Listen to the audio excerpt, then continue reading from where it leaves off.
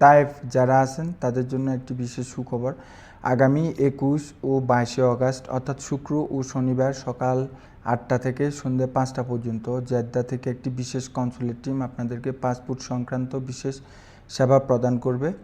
এবং জুবাইলে যারা আছেন তাদের জন্য রিয়াদ থেকে একটি বিশেষ কনসুলেট টিম আগামী 21, 22 এবং 23 অগাস্ট অর্থাৎ শুক্র, শনি এবং রবিবার 3 দিন অবস্থান করবে। এবং দাম্মাম যারা আছেন তাদের জন্য আগামী অগাস্টের 28 থেকে সেপ্টেম্বরের 5 তারিখ অর্থাৎ 9 দিন দাম্মামে রিয়াদ থেকে একটি বিশেষ কনসুলেট টিম অবস্থান করবে। আমি আবার বলছি, তায়েফে আসবে 21 ও 22 অগাস্ট অর্থাৎ শুক্র ও শনিবার জেদ্দা থেকে একটি বিশেষ কনসুলেট টিম আসবে। জুবাইলে আসবে 21, 22 এবং 23 অগাস্ট রিয়াদ থেকে একটি বিশেষ কনসুলেট টিম আসবে আপনাদেরকে পাসপোর্ট সেবা প্রদান করার জন্য।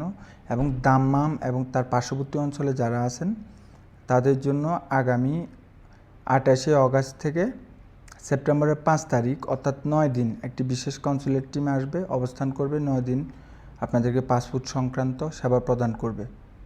এখন অনলাইনে 10 বছরের পাসপোর্ট করতে কী কী ডকুমেন্টস প্রয়োজন? আপনার যদি অনলাইন জন্ম নিবন্ধন থাকে অথবা আপনি যদি বাংলাদেশের ভোটার হয়ে থাকেন সেক্ষেত্রে আপনি পাসপোর্টের আবেদন করতে পারবেন।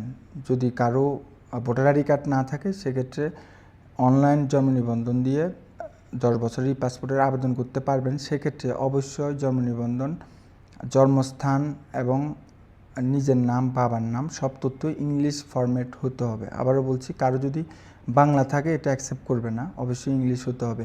আর অনেকে কি করে এই বিভিন্ন, ফর এক্সাম্পল আপনার বাড়ি হচ্ছে চট্টগ্রাম, দেখা যাচ্ছে আপনি ঢাকা অথবা অন্য কোনো এরিয়া থেকে জন্ম নিবন্ধন কন্ট্যাক্টের মাধ্যমে করে দেন আবেদন করছেন, তো এগুলো কিন্তু আসলে অ্যাকসেপ্ট করতেছে না এই মুহূর্তে। আপনি অবশ্যই আপনার স্থানীয় ইউনিয়ন পরিষদ থেকে, আপনি যে জেলার এবং যে থানার, আপনার নিজের ইউনিয়ন পরিষদ থেকে অনলাইন জন্ম নিবন্ধন করবেন।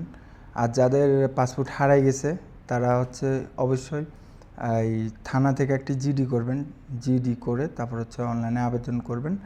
এবং 10 বছরের পাসপোর্টের সরকারি ফি হচ্ছে 210 রিয়াল। আর আপনি যদি নিজে আবেদন করতে পারেন তাহলে মোবাইল দিয়ে অবশ্যই করবেন। আর আবেদন করার সময় সব কিছু ভালোভাবে খেয়াল রাখবেন যাতে কোনো কিছু ভুল না হয়, পাসপোর্টে যেভাবে আছে ঠিক সেভাবে। ওকে। আর হচ্ছে আপনার পাসপোর্টের সাথে যদি অনলাইন জন্ম নিবন্ধন, নিজের নাম, বাবার নাম অথবা জন্মসাল কোনো কিছু ভুল থাকে সেক্ষেত্রে অবশ্যই পাসপোর্টের মতো করে জন্ম নিবন্ধনটা সংশোধন করে নেবেন। কারণ আপনার পাসপোর্ট এমআরপি পাসপোর্ট যেভাবে আছে যদি সেভাবে আপনি নিজের নাম, জন্মসাল অথবা বাবার নামটা ঠিকঠাক এন্ট্রি না করেন তাহলে হয়তো আপনি পাসপোর্টে যখন মালুমাত করতে যাবেন তখন হয়তো মালুমাত হবে না।